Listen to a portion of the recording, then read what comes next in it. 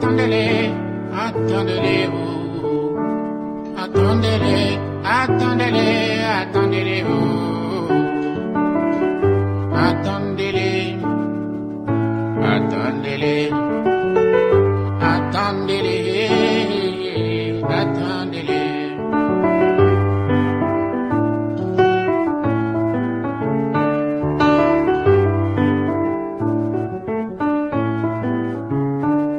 Attendez-les, attendez-les, attendez-les, oh. Attendez-les, attendez-les, attendez-les, oh. Attendez-les, attendez-les, attendez-les, attendez-les.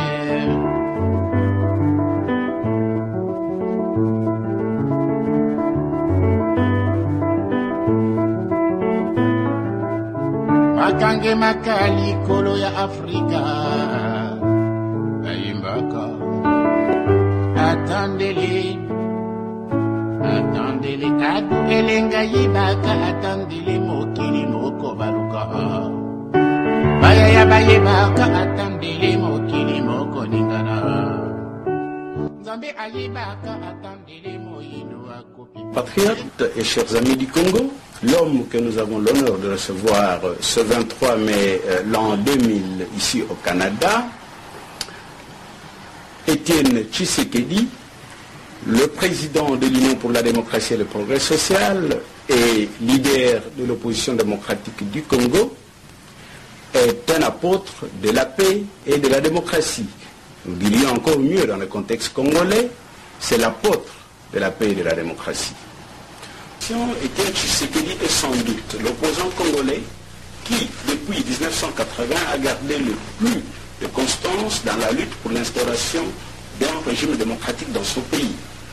Combat dont le parcours est jonché de l'éventail de persécutions, aussi bien sous le régime Mobutu que sous l'actuel régime de Kabila.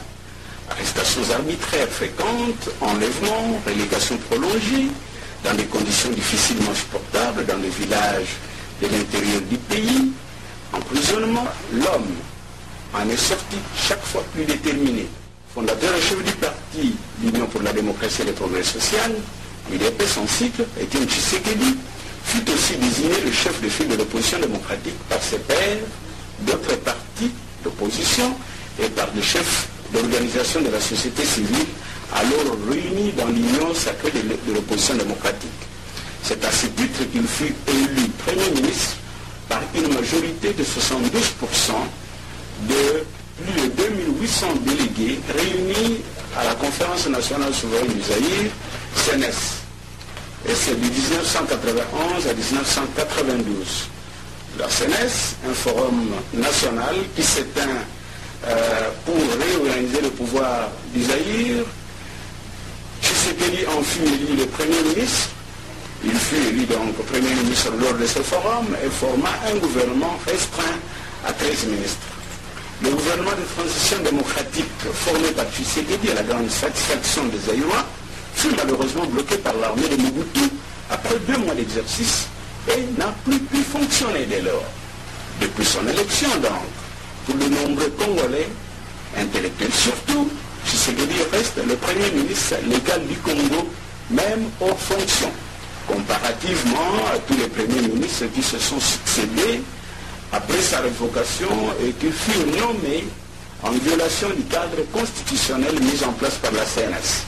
Alors qu'il fut élu Premier ministre, le programme de gouvernement annoncé en 1992 par Tshisekedi s'inspire des options prises par la Conférence nationale souveraine et fit état de la foi au travail et à la liberté individuelle comme source de développement ainsi qu'à l'incitation à la petite et moyenne entreprise.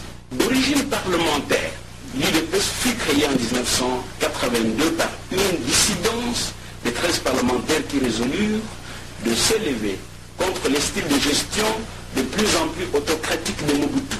La plus grande victoire que ce parti ait obtenue à ce jour, c'est la libération politique annoncée en 1990 par un Mobutu qui alors avait dit que de son vivant, il n'y aurait jamais de deuxième parti politique au Congo.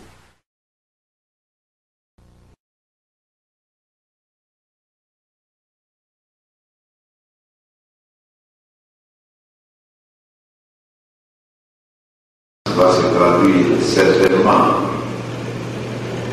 au niveau électoral par l'élection, je ne suis pas de la totalité, de la majorité au Parlement, au Sénat et dans beaucoup de conseils de province. Ça veut dire que nous avons le devoir de nous former au sein du parti pour que vous puissiez être à même d'assumer vos responsabilités au sein du pays. Donc nous espérons que vous prendrez toutes ces choses au sérieux. Et quand on parle de conflits, ces conflits vous servent justement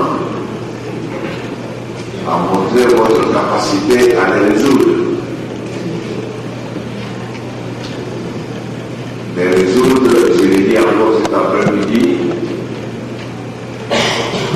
véritablement dans l'amour, parce que l'UDPS est avant tout une famille. Et toutes les qualités dont j'ai cité la tolérance, tout cela, il faut le cultiver au niveau du parti. Il faut que le parti soit géré d'une manière transparente. Si vous constatez des erreurs chez l'un ou l'autre, il faut le dire, et le dire en présence de l'intéressé de grâce pour ne pas le dire sur son dos. Parce qu'on peut dire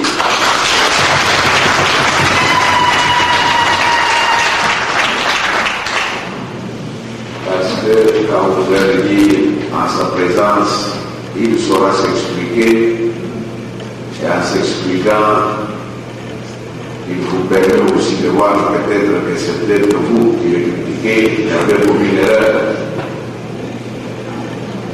C'est cela l'esprit de l'UDPS, la philosophie de l'UDPS. Et cela est nécessaire pour que chez nous, il y ait un changement dans la direction de la chose publique. Pour ceux qui étaient souvent à Kinshasa, vous savez, le mot d'ordre qui était sur toute la bouche. À la conférence nationale souveraine, c'était le changement. Et ce changement est impossible si les dirigeants ne sont pas changés. Voilà pourquoi le travail que l'UDPS effectue très discrètement, en silence, mais profondément, que certains appellent des ordres, mais que demain va porter ses fruits. Ce que je peux vous recommander dans ce domaine, c'est de vous familiariser avec les textes des statuts. Tout n'est pas parfait, mais nos statuts vous aideront à résoudre tous les petits conflits qui peuvent surgir entre vous. Et à condition, comme je l'ai dit,